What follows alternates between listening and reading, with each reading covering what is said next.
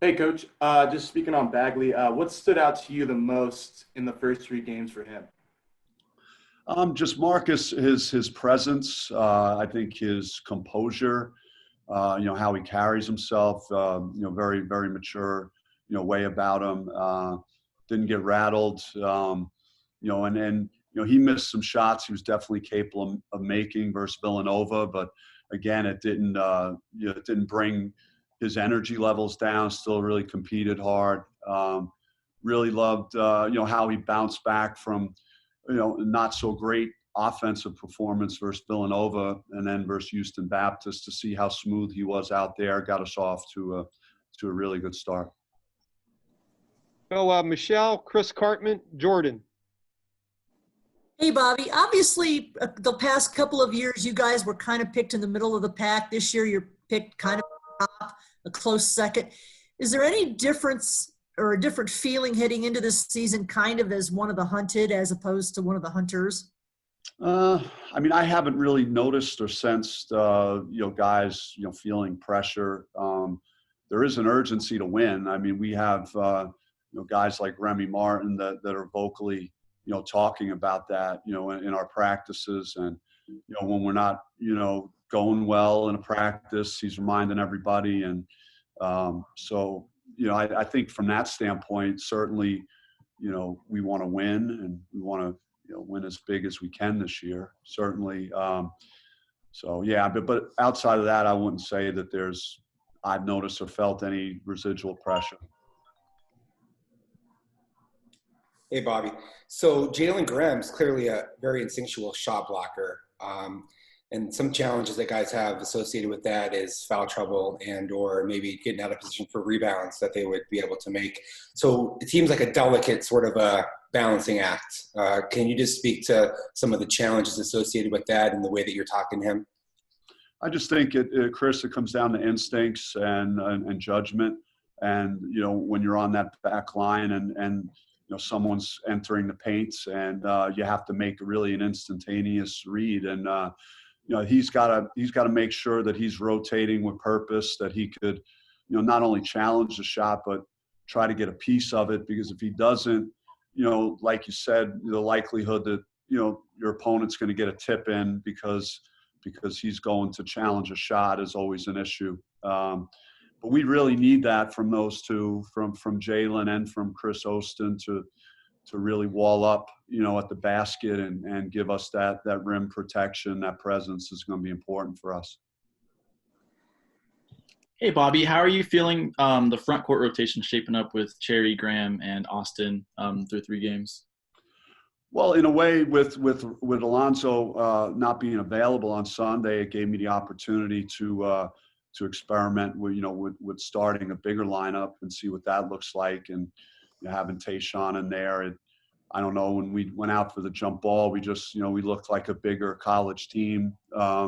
So that was I think that was nice to see, and certainly that'll upgrade our rebounding ability. I think Kamani coming back will be a boost to the core of the front court rotation and provide more depth and again more rebounding, and that's we've been preaching that pretty strong to make sure the guys understand the importance of going to the glass and taking care of the defensive backboard is going to be key for us.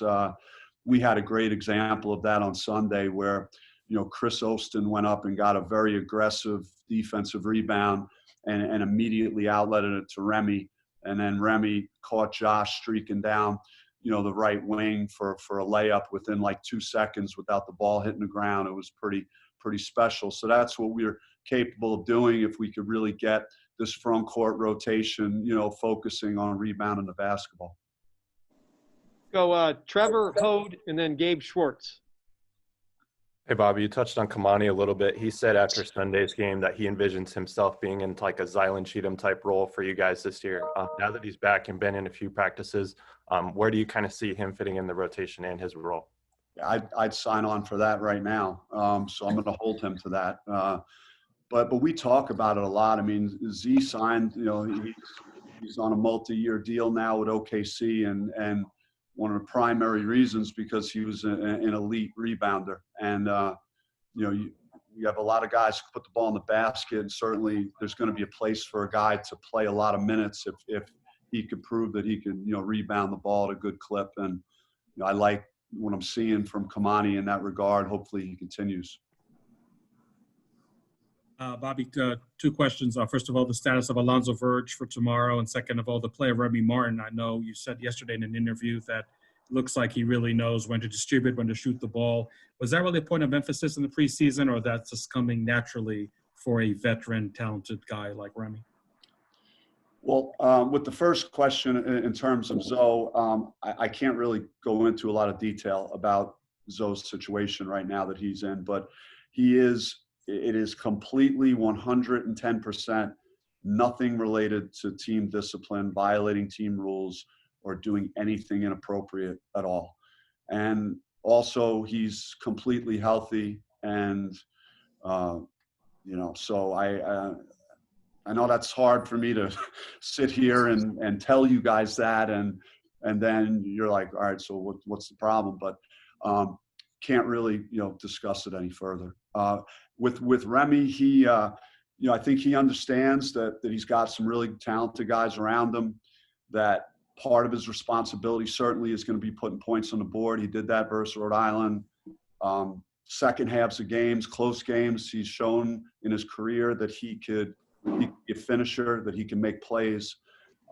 But throughout the whole body of the game as a point guard, and he's got to make sure everyone's involved, that he's distributing the ball, that he's making plays for his teammates. So he's going to be doing a little bit of both. Coach, with the Pac-12 schedule getting going in December, and that typically being a time of the year where you're kind of figuring out your rotation, how does that change how much you might shrink minutes and change things up tomorrow night?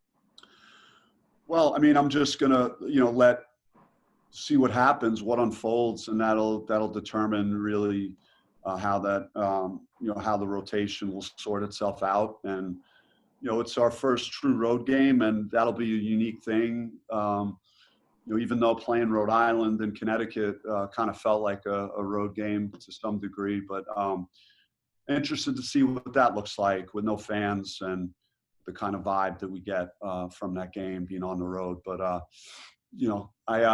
I assume that my rotation won't change a ton based off, what we did on Sunday. And then it will get tweaked, based on who's going well and what the terms of the game present to me. Mike Caratenuto. Yeah, Coach, I was just talking about playing Providence, but I know you said teams always going to have to adjust on the fly, and obviously with the kind of year it's been in the preseason, but what was it like for the team not going to get to play Baylor? You're getting prepared for that, and I know they were pretty stoked, but just your overall thoughts of having to prep for another team right away.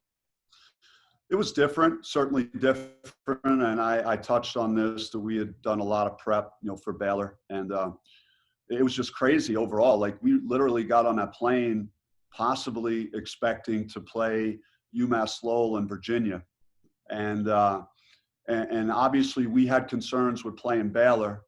And if the rest of that event had no concerns with Baylor, then I'm sure Rhode Island would have been in our slot, and Rhode Island would have played Baylor. But it was obvious that whole event had problems with Baylor participating. So it was not only Arizona State. So it was, but it was different. And, I think, Rhode Island played hard, gave us a really good test right out of the gate. And then just happy we had an opportunity to see Villanova and to get a chance to play against a team, at that level, and I thought they played extremely well. They hit shots, and I think that'll help us in the long run as we keep advancing. Jeffrey Horst, and then let me know if anybody else has others. Hello, Coach. Having played your first home game without fans, the typical atmosphere that you usually get at a home game, how are you and your players feeling playing in that more so quiet atmosphere. You don't typically have the typical home court advantage that you have with your fans usually. Yeah, I mean, look, I mean, even the simplest things, like I usually have a security. My guy Rodney, I'm used to having him, and he kind of follows me out to the floor. And I kind of walked out of the coach's locker room to go out to the court, and I looked over, like he would get up and start walking, and he wasn't there. So it's just like little subtle things that just again, a very sterile environment, but in its core, I think our guys, love to play and compete. And I've said this before, I think we feel blessed. So, we just have to provide our own energy. And we got some exciting guys that could do some things out there and make plays to get us fired up on the floor. So I think hopefully we could utilize that to negate, not having, that crowd that normally would, get you going.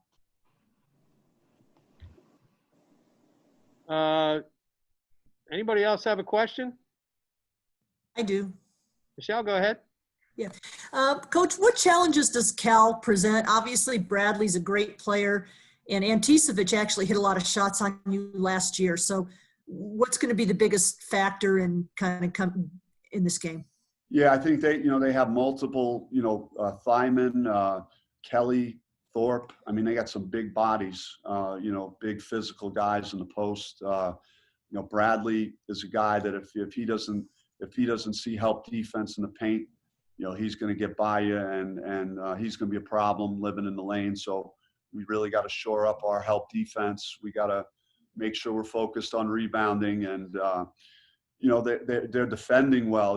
Their Nichols State game that I watched, they held Nichols, to like 7 points with 3 or 4 minutes left in the first half. Really defended well. Team, very fundamentally sound defensive group, and certainly headlined by Bradley. So there will be, needs to be a team focus on guarding that guy and making things as difficult as possible for him. He's one of the best players in our conference.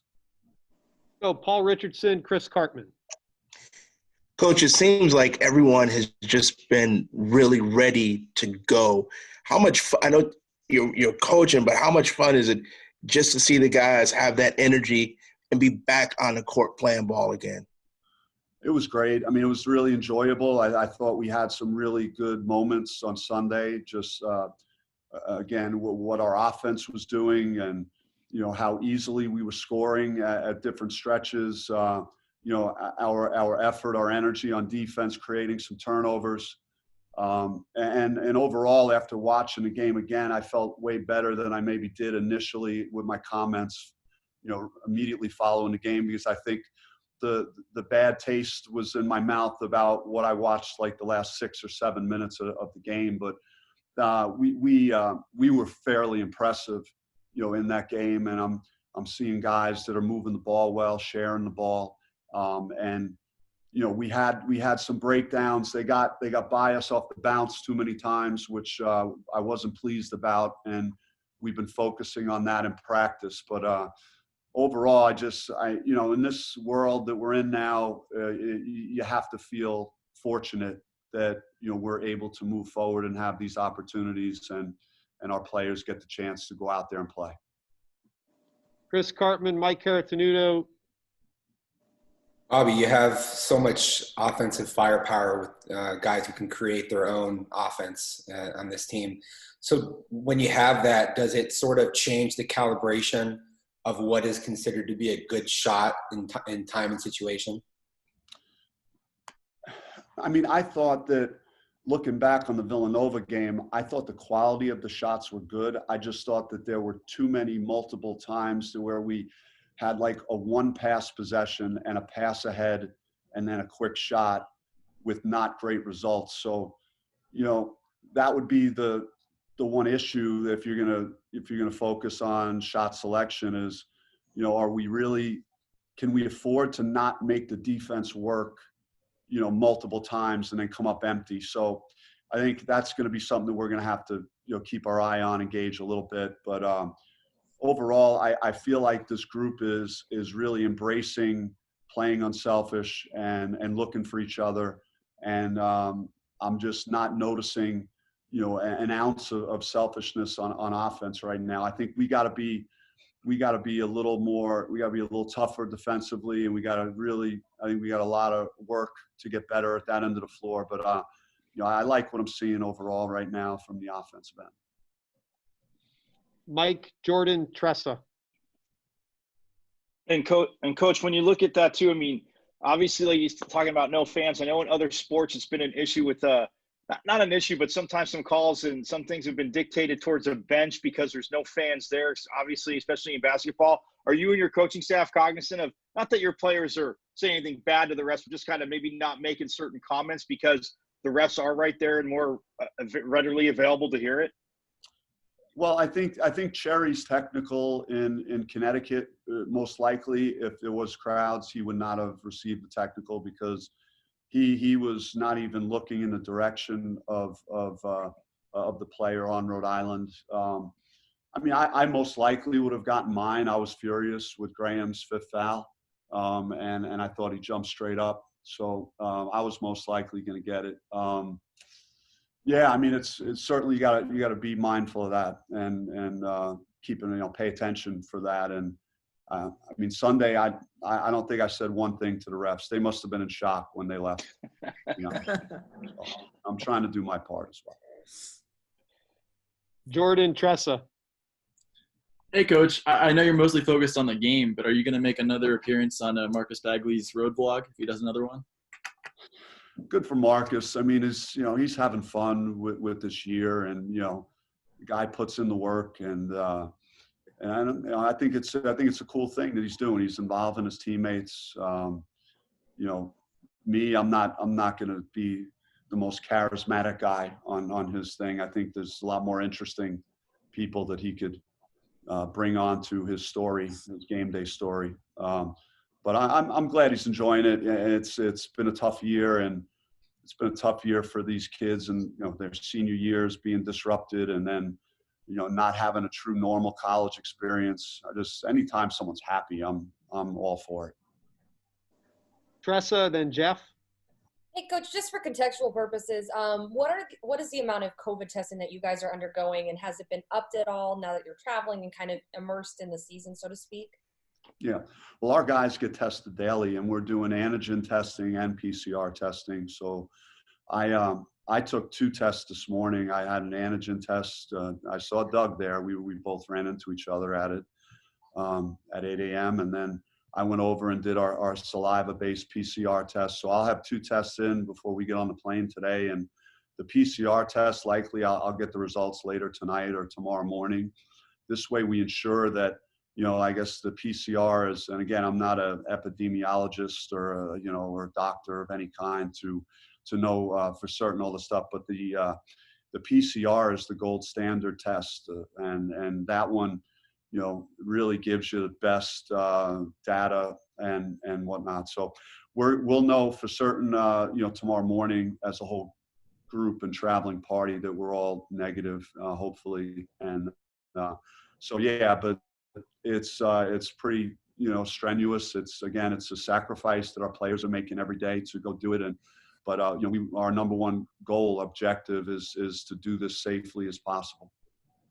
Go 2 more. Go Jeff, and then Paul Richardson.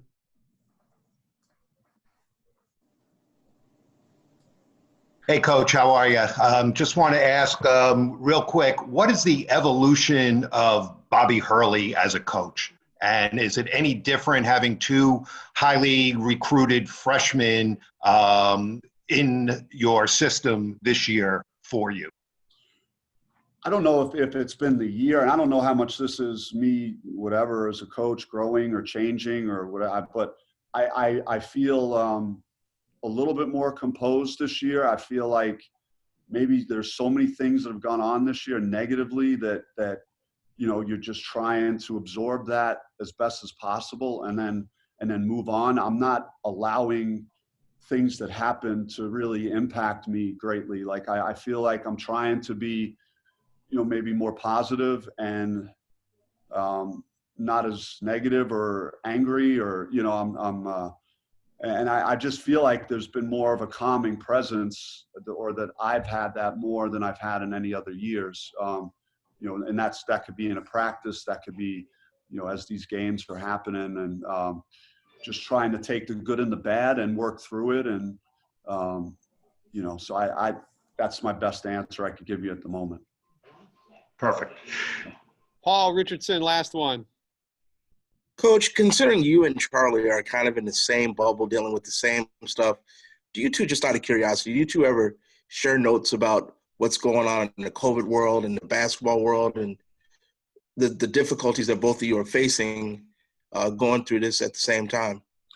I would say definitely over the summer and, into the fall, and just all the different new protocols, quarantine times, testing, and, what decisions is the league going to make regarding when we're starting our season. We tried to share and talk quite a bit about what the women's coaches were talking about in their meetings, what our men's coaches were talking about.